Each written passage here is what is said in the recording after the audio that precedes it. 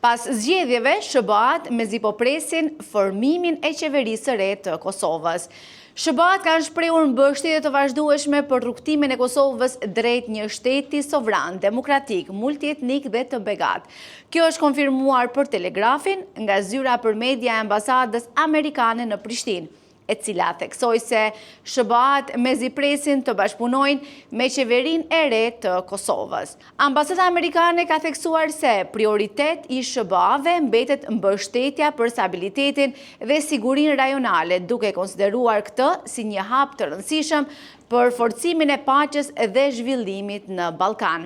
Ndryshe, kryeministri në detyrë i Kosovës, një herësh kryetar i LVV-s, Albin Kurti, të mërkurën ka nisur takimet me partitë politike të pakicave për të konsultuar rreth formimit të qeverisë së re të vendit, ndërsa seanca konstituive për Kuvendin e Kosovës pritet të mbahet më 15 prill. E për më shumë informacion, qëndroni në telegrafi.com.